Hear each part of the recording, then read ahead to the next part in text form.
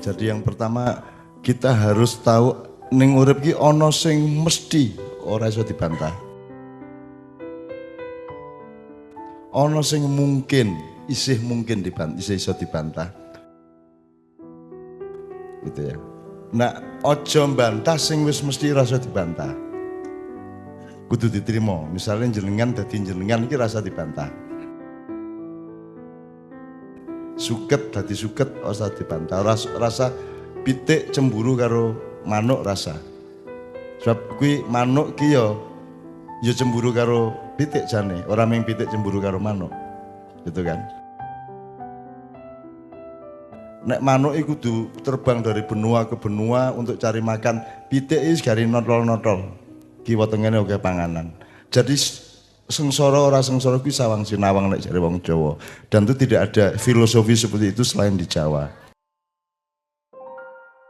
Nah, untuk itu saya ingin menunjukkan kepada sampean semua ana sing aja dibantah, ana sing wis mesti kaya ngono kuwi, bahwa urip iki ngono kuwi. Aja dibantah. Lakonono wae gitu. Misalnya ngene. Allah berfirman, a'udzubillahi minasyaitonirrajim, asa antukrihu syai'an wa huwa khairul lakum wa asa antuhibbu syai'an wa huwa syarrul lakum.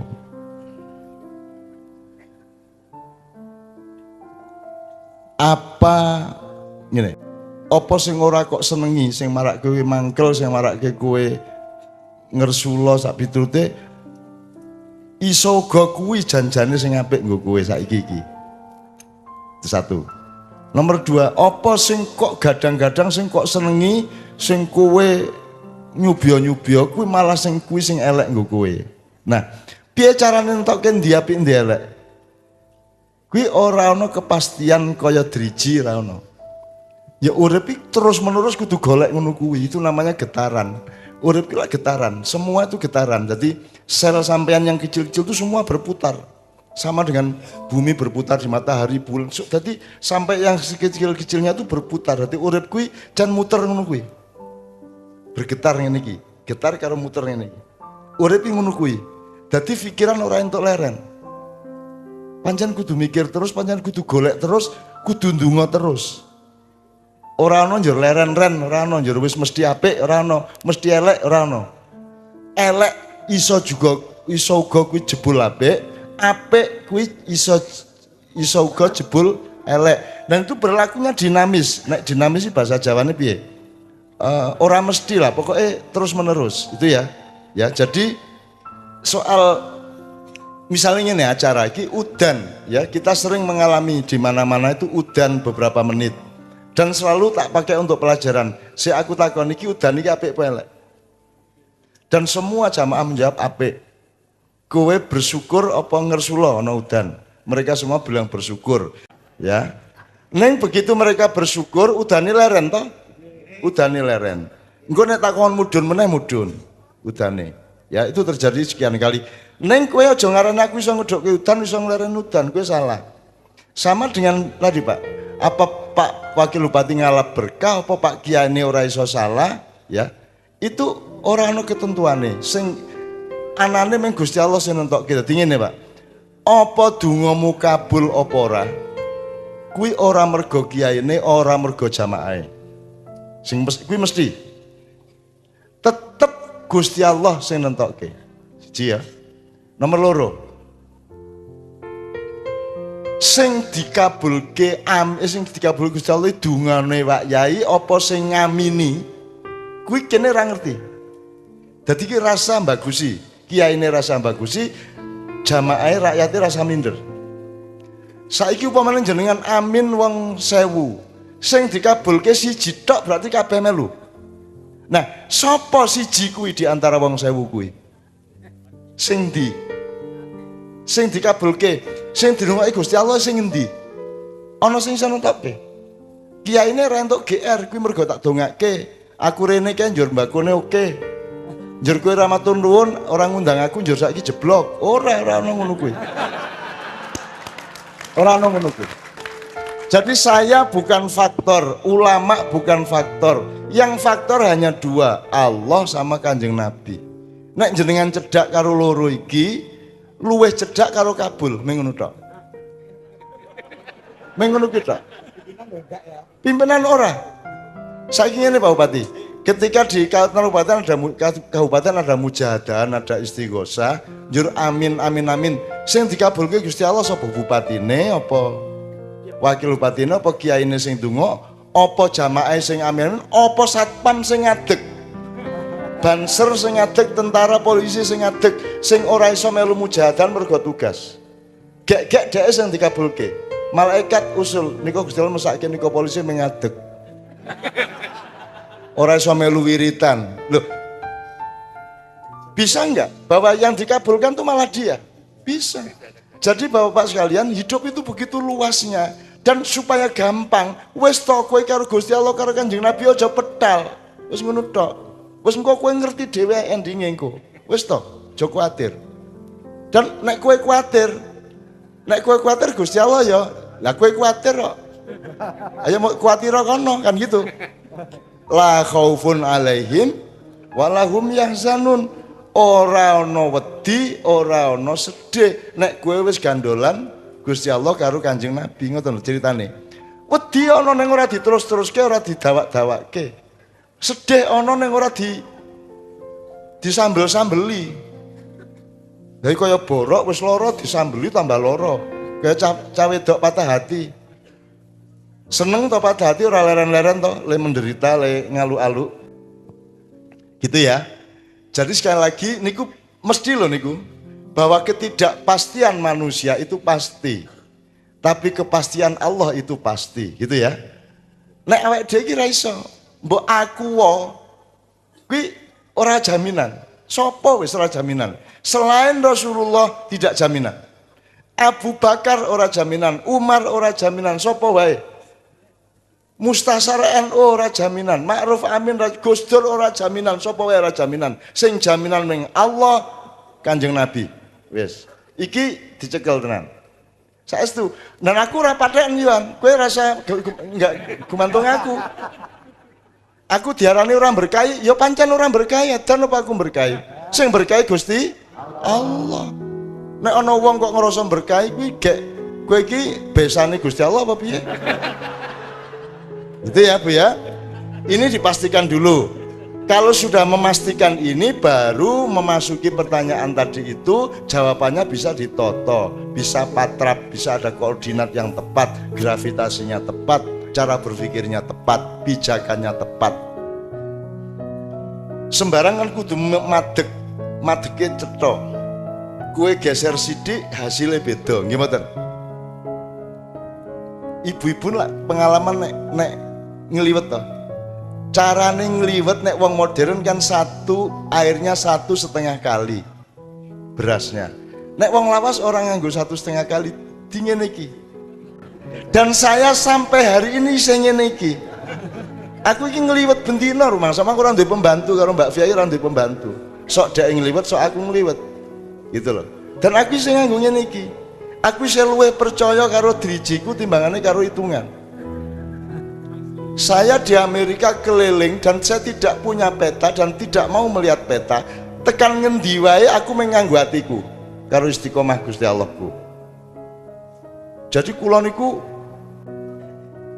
jane aku ndek cerita oke banget sing ajaib dari Allah itu oke banget. Nek jenengan gelem mlebu rono alhamdulillah. Ning nek kowe rumangsamu ora ana Gusti Allah, ya ora ana keajaiban dari Allah, ya rasake dhewe. Ngiler-ngiler dhewe kan oleh menelongso kan gitu. Oke ya.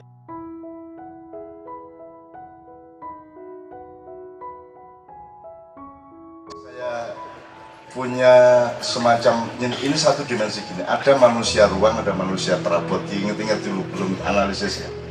Jadi semua yang kita bicarakan tadi itu urusan perabot dan belum ada dimensi ruang. Untuk contoh aja, semua kan ingin dapat ruang. Setiap parpol itu tukang parkir aja harus punya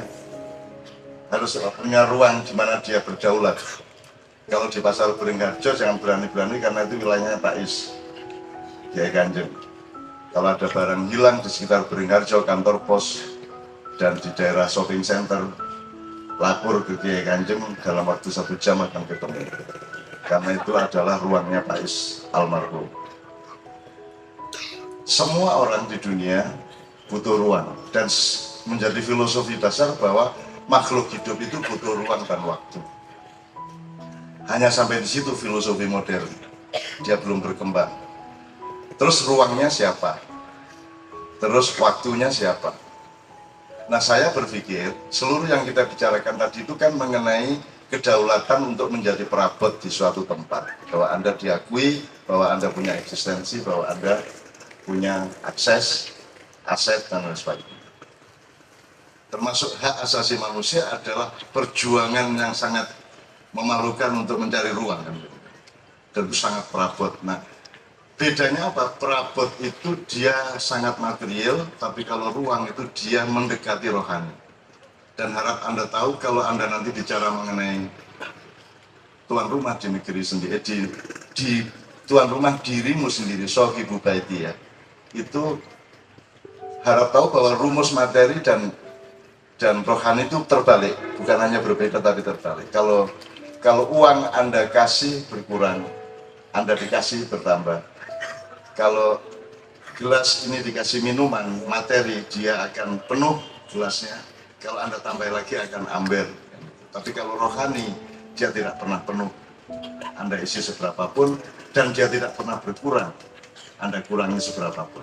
Tidak ada guru menjadi lebih bodoh setelah memberikan ilmu kepada murid-muridnya.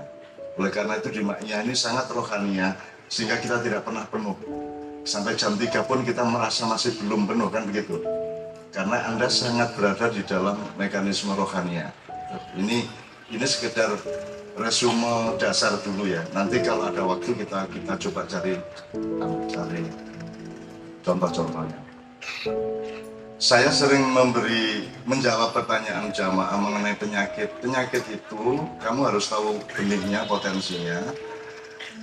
Dan ada penyakit yang muncul karena Anda kasih ruang dia. Begitu Anda tidak kasih ruang, dia tidak ada. Hantu, kerasukan, segala macam, mergancang kok kayak inggon. Hatimu kosong, dimasukin, kan gitu. Kalau kamu sibuk, kamu penuh, ya kamu rohania, maka dia tidak ada peluang untuk masuk. Kalau Anda mulai sakit kanker dikit-dikit, dan dokter biasanya tahunya kanker itu kalau sudah stadium 3 gitu ya. Tapi ketika 1, 2, belum ada gejalanya. Nah, ketika Anda sudah mengetahui ada benih kanker, maka jangan kasih makanan dia. Karena begitu dia dikasih makanan, dia minta ruang di dalam diri Anda, akhirnya dia nerobos, daging Anda dirusak untuk supaya dia dapat ruang. Jadi penyakit itu jangan dikasih ruang dan waktu, maka dia tidak akan berkembang. Jangan dikasih makanan, makanya jangan banyak makan. Semakin tidak banyak makan semakin baik. Dan rumusnya jelas ya. Lapar itu baik, kelaparan sangat buruk, kenyang itu kurang baik, kekenyangan itu buruk sekali, kan gitu. Tapi yang terbaik adalah kaping papat wetengiro ingkang luwih. Tadi saya dikasih sup ayam oleh Gandhi dan saya hanya serup-serup tok. Tidak saya makan sedikit pun ayamnya, hanya apa itu godong-godongnya didik itu tak tangan, kalau kecambah didik itu. Tapi ayamnya tidak saya makan sama sekali, karena saya harus bersikap, saya harus berdaulat kepada makanan. Saya tidak boleh menjadi korban dari kedaulatan makanan yang enak itu sehingga kita kalah oleh keenakan, sehingga kita makan dia dan kita menjadi rusak karena makanan itu. Itu contoh aja. Kemudian, jadi ini ruang dan manusia perabot. Ini tadi Ja'far itu menjelaskan lebih bagus dari kalau saya menjelaskan. Jadi saya itu kagum sama anak-anak Ma'iyah sekarang, nulis api-api. Malam ini Ma'iyah ada di pelataran Masjid Agung Demak. Terus ada di Pendopo Mojopahit ya. Ini teman-teman ini sudah menikmati Allah. Sudah hatinya sudah labbaik Allahumma labbaik. Kalau kita pakai notasi barat itu biasanya agak sukar dimasukin tasdid kalau bahasa Arab. Tasdid itu huruf double. Labbaik, labnya baru baik gitu. Kalau kita pakai lagu barat itu biasanya D-nya tinggal satu. Jadi kita mesti tegaskan bahwa itu lebay. Nikmatan, N-nya 2. Ya ini anu aja Pak. Apa? Ranting-ranting kecil aja. Jadi teman-teman ini sudah luar biasa. Ini Ja'far tadi menjelaskannya luar biasa loh. Saya kok seperti dengerin saya ngomong ya. Tapi lebih baik dari saya gitu. Lebih baik dari saya.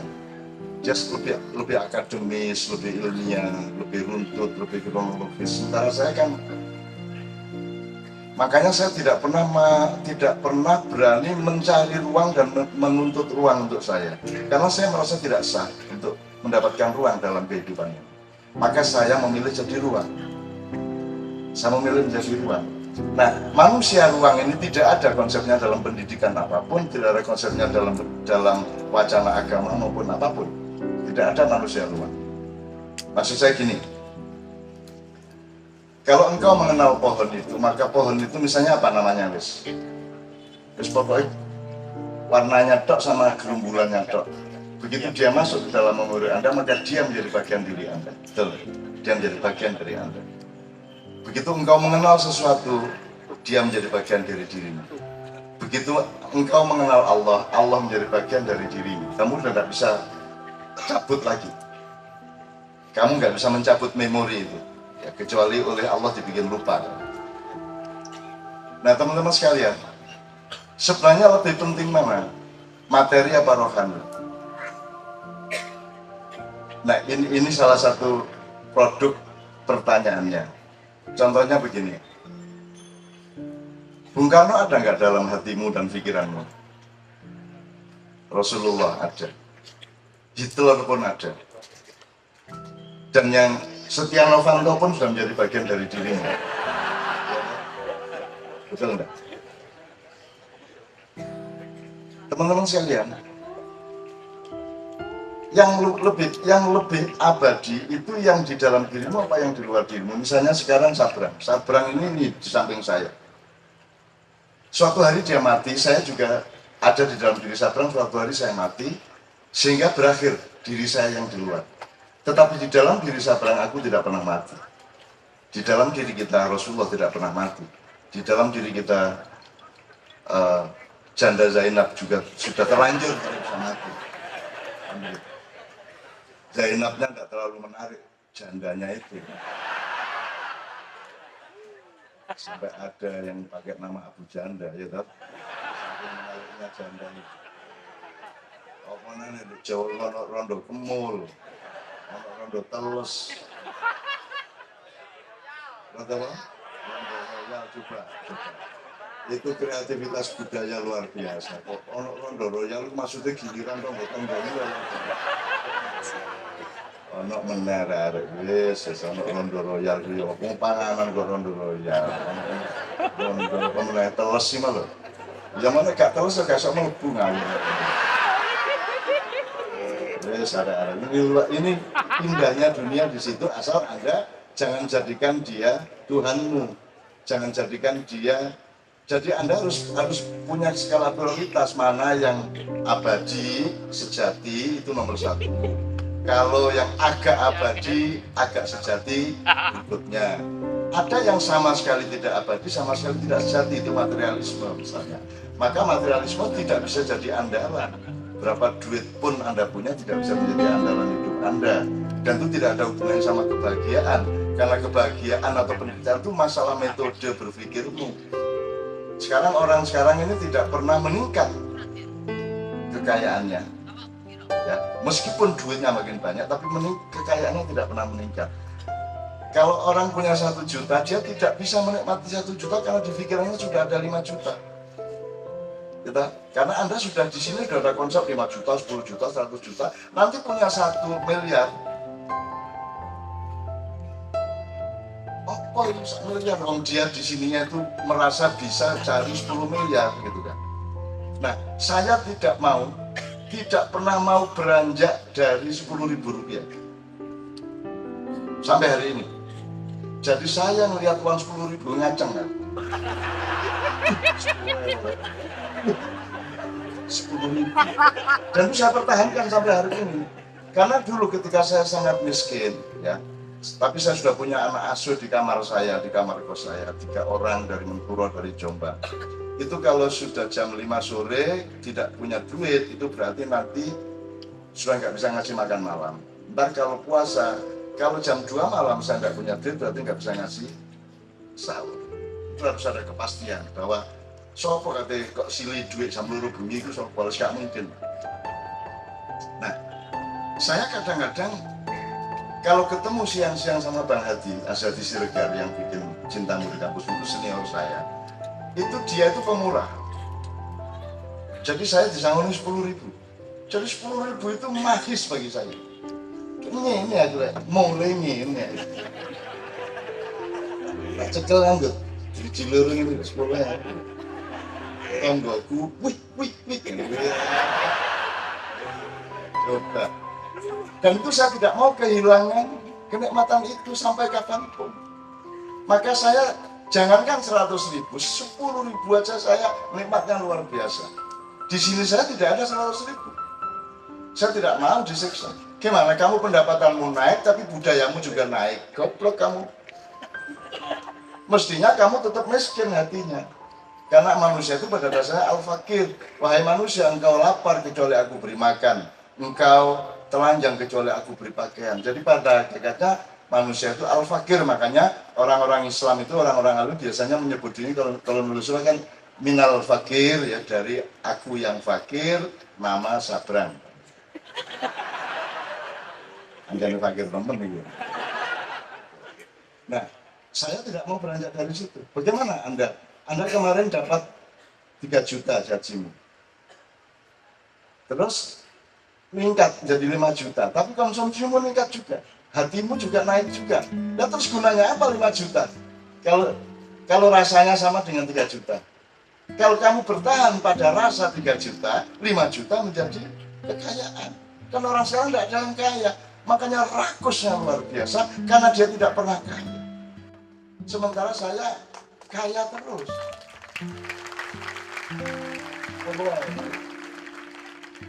Dan itu saya niru Marquesas, soal nyetor duit ini. Jadi Marquesas, aku mulai nang kurang tak sangoni 20.000, mulai ini. Rek. Itu loh. Terus tombol-tombol diacuk. Itu keindahan dunia yang luar biasa. Nah, teman-teman ini tidak cari keindahan, cari duit gobloknya. Mestinya cari keindahan dan kenikmatan. Maka ada teknologinya, ada prosedur mental dan psikologinya. Begitu. Makanya orang sekarang tidak bisa menikmati apapun. Tidak bisa menikmati apapun. Nah, teman-teman sekalian, kalau saya kembalikan kepada ruang, manusia ruang dan manusia perabot, seperti yang dijelaskan Jafar tadi, yang namanya HAM itu kan kesadaran perabot banget, bukan kesadaran ruang. Tadi saya mengatakan, begitu pohon engkau lihat, dia menjadi bagian dari dirimu. Ya. Jadi sekarang di dalam diri kita ini kan ada seluruh dunia. George Washington, Abraham Lincoln, Hitler, Hula Gukan, Kubilai Khan, Melbuka Perine, ya kan? Dia menjadi bagian dari diri kita. Pada hakikatnya manusia itu ruang. Kalau mau man arafa rabbahu, maka salah satunya adalah yang paling praktis, efektif, jadilah manusia ruang. Kalau enggak, kamu bersaing terus untuk dapat ruang. Sementara saya tidak pernah, begitu aku disaingin, tak kasih dia. Tahun 75, Presiden Malioboro unggulan Dukaranggi pergi dari Jogja mendadak, terus diperdebatkan di koran Kedaulatan Rakyat dan Pelopor Jogja, siapa Presiden Malioboro berikutnya. Ada 2 nominator, Emainun Najib dan Linus Suryati Agi, sahabat saya. Tulisan ketiga, tulisan saya. Dengan ini saya melantik Linus Suryati Agi menjadi Presiden Malioboro yang baru. Repot-repot, PPN, maka saya buang semua perabot saya. Saya buang semua eksistensi saya. Aku penyair. Tapi ketika ada ribut-ribut soal Denny J.A. yang bikin buku gini, sementara dia tidak diakui oleh penyair lain dan ada nama saya di dalam daftar penyair itu, semua menolak Denny J.A. dan saya kan orangnya nggak bisa nolak mas, mesake saya. Akhirnya supaya saya bisa menolak Denny J.A. juga, maka yang saya tolak nomor satu adalah diriku. Jadi ada 3 penyair yang saya tidak akui. 1, M. Ainun Nadjib, nomor 2, Denny J.A., nomor 3, H.B. Yasin kalau tidak salah waktu itu. Jadi saya tidak akui diri saya sendiri. Jadi jangankan saya terus memperjuangkan atau mempersaingkan diri saya untuk dapat ruang. Begitu aku disanyi, iki nek cara wayang Puntadewa. Sopo ana wong kate semen karo bojoku tak kekno. Cuma tak sadar.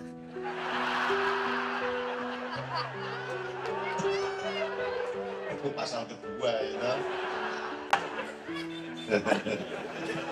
Ya, jadi sekarang gini, Anda berpikir, kalau Anda ingin jadi, kalau Anda mau arafah rabbahu, menurut saya yang efektif adalah berpikirlah untuk menjadi manusia ruang. Nah ini contohnya banyak sekali manusia ruang. Saya tidak pernah memperjuangkan eksistensi. Saya ustadz, tapi kan saya menolak. Saya kiai, saya menolak. Loh, saya nggak mau bersaing. Saya tidak mau. Loh, sudahlah.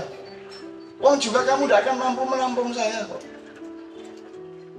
Rak buku di toko buku juga tidak bisa menampung buku saya. Kan gitu. Untuk apa saya menuntut dunia? Dunia sini. Aku ini Semar, aku ini Betara Guru, aku ini Togo. Kalau pakai wayang, ditelannya itu dunia. Set. Terus Togo gak cukup cangkemnya suwe. Ini terusan. Betul kan gini mulutnya. Terus Semar sudah masuk tenggorokannya berhenti di perut. Gitu kan? Terus perutnya gede itu Semar. Kemudian kakaknya lagi yang paling sulung Togo. Yang adiknya yang paling bungsu itu Betara Guru. Itu ditelan keluar lewat anusnya. Maka dia yang lulus untuk menjadi Hamengkubawono, bukan Buwono, yaitu yang mengelola alam semesta pada waktu itu. Itu menurut cerita wayang, ini untuk simbolisme saja. Nah saya tidak akan minta tempat di dunia. Makanya saya tanya tadi, lahirmu tahun 96.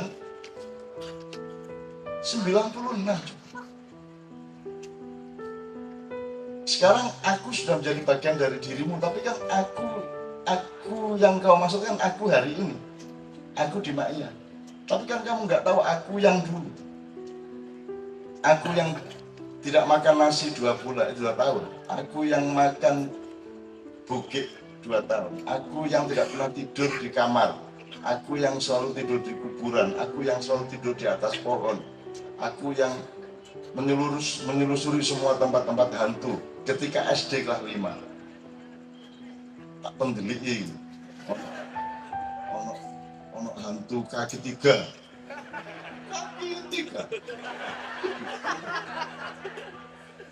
apa kondene pakai sikil situ menetek papat macam-macam hantu. Ada lagi hantu di Gontor itu, kalau di WC-nya itu ada 20 WC jejer, itu kan serem. Jadi kalau malam itu tidak ada orang yang berani, santri maupun ustadz yang berani ke WC deretan, karena di depan WC ini ada barongan dan ada sungai yang sangat dalam, sehingga itu hantu plus lah, susah banget. Jadi ada anak Jakarta namanya Kamal, dia kehilangan kesadarannya dan kemudian betul hidupnya kacau karena dia beol di situ, ada tangan ngasih surat dia, tangan saya kayak surat, terus sambil ada darah tes. Terus dia lari, terus bingung, terus agak olah lah. Ada lagi yang lucu-lucu, hantu itu lucu-lucu. Ada anjing kuk ditolek guyu. Ternyata wong kan gitu. Karena anjing berwajah orang dan ketawa. Gitu kan. Kalau itu kan darah. Itu kan serem, gak peti aku. Tapi nek guyu gitu. Kan teror itu. Kalau hantu pakai taring,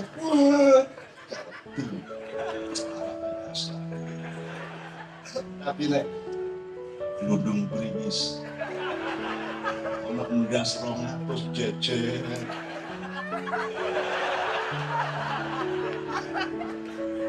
Jadi ada orang di desa saya itu ketemu itu tadi, dia kerjanya cari kodok kalau malam untuk dijual ke restoran-restoran itu, suike itu.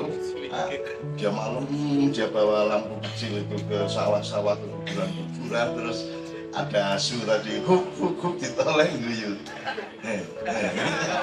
Udah lari panas mati, panas badannya nggak sembuh-sembuh mati. Nah teman-teman, Anda harus berdaulat kepada hantu. Anda harus lebih menakutkan daripada hantu. Gitu loh. Anda juga jangan, Anda harus jadi ruang. Jin aja kalau mau apa-apa, Anda ruangnya. Makanya ketika ada yang kesurupan, saya tidak pernah mengusir dia. Udah kamu sama saya aja. Udah kamu ikut saya. Nanti kalau ke warung Padang tak aja. Udah ikut saya aja. Kasihan ini anak. Kan yang kaji kemarin dan lain sebagainya. Teman sekalian, saya pokoknya ingin Anda berpikir jadilah ruang. Anda tahu, selama saya nulis buku sudah segitu banyak, pernah saya diakui sebagai intelektual? Tidak pernah. Dan saya tidak menuntut, saya bukan perabot. Saya ini datang untuk menampung kamu. Aku ini ansor. Kamu muhajirinya sini. Indonesia. Anda mau menuntut ruang di Indonesia, diakuin ini dikasih gelar dokter honoris causa sampai itu. Itu bagaimana? Orang Indonesia itu hidupnya itu dalam kesempitan, kedangkalan, ya tak? Kecekaan, sumbu pendek. Bagaimana Anda hidup di dalam kedangkalan dan kesempitan? Terus Anda cari ruang di situ. Anda yang harus menampung kesempitan itu. Anda yang harus menjadi tuan rumah dari perabot-perabot yang bermacam-macam itu. Kalau ibarat rumah, yang nomor satu bukan rumahnya, nomor satu prinsip rumah itu. Nah, prinsip saya prinsip ruang.